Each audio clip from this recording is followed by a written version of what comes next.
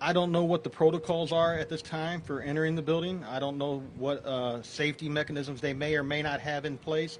Again, that's part of the investigation that'll go forward. And this suspect is no longer with us. What emotion would someone like yourself have? Relief, frustration, anger?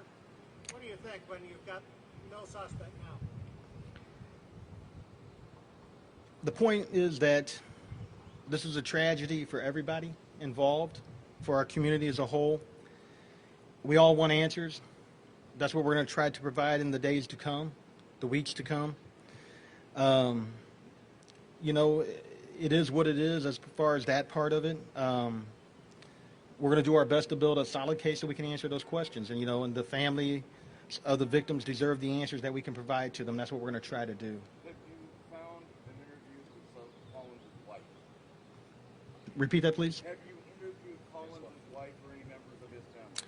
We are digging into the background of the suspect. Again, I won't repeat his name.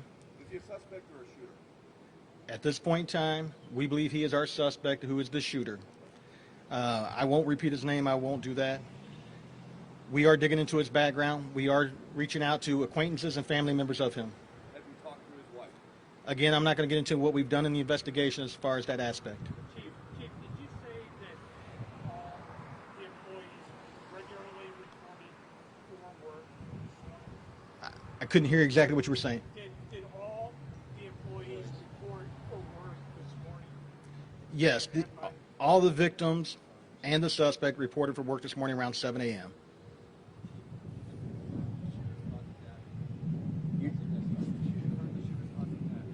Apparent self-inflicted gunshot wound.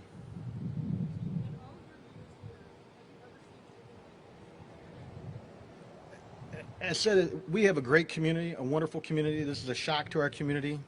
I've seen plenty of tragedies in my 26 years on this job. This ranks right up there as one of the worst.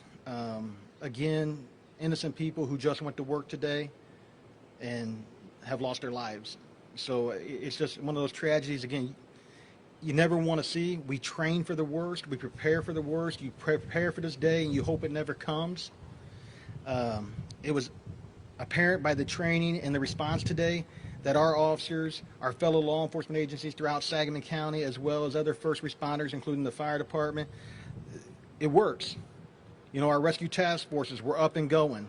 You know, you go to these things, they're chaotic, but our first responders in Sangamon County are second to none. It shows the working relationship amongst law enforcement and first responders in Sangamon County. There's no egos here, whether it's the federal level, state level, local levels, county levels. We all work well together, and we do it for the benefit of our community and the safety of our community. And that was very relevant today. Had the suspect left the scene by the time the officers got there? And relatively, were officers in any danger today? Our officers responded within 2 minutes. We're there on scene within 2 minutes. Less than 2 minutes, they were on scene. The first officer, ISP, was there shortly, right behind us. We're still trying to see exactly when he left. You know, when we got there, it was chaotic. People were leaving. You know, we're trying to identify exactly when he left.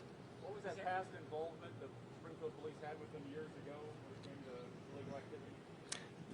He was arrested back in June of 1991 for aggravated criminal sexual abuse and contributing to the delinquency of a minor by the Springfield Police Department. Was there any information at this time about, were there any layoffs today or at Bunn? I don't have that information, but I don't believe so. I've been informed that they were all current employees.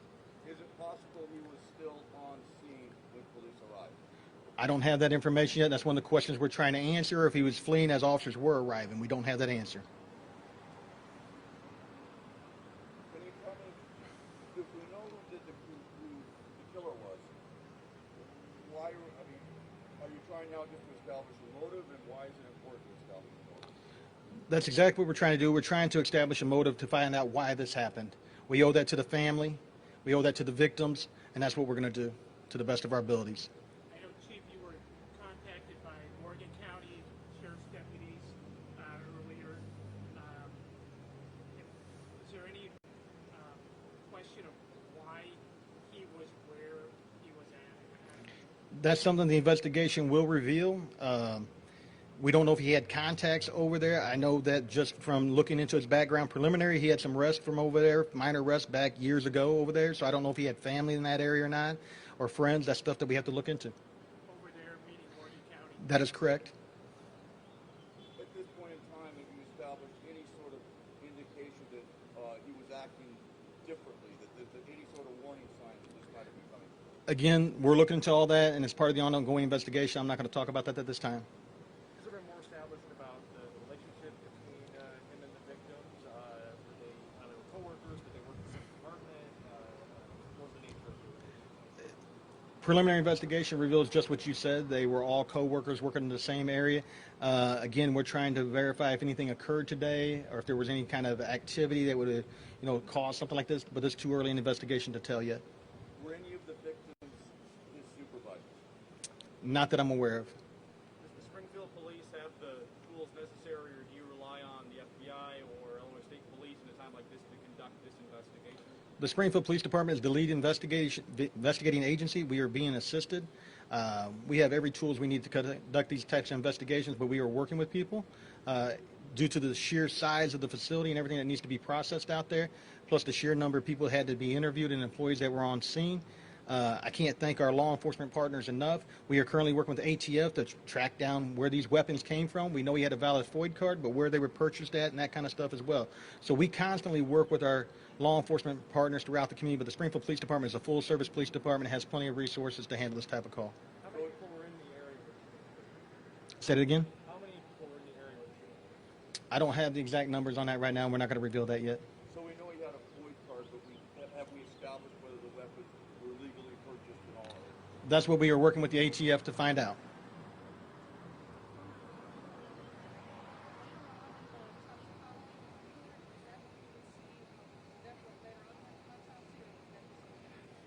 I'll let the coroner speak to that here in just a second. We'll come back to your question. I'll take one more. Have you gotten any search warrants at this point, and if so, for what? We are currently executing a couple search warrants at different locations throughout our community. Can you be more specific? Is it a residence or something else? We are working on a couple search warrants and executing them in our community right now.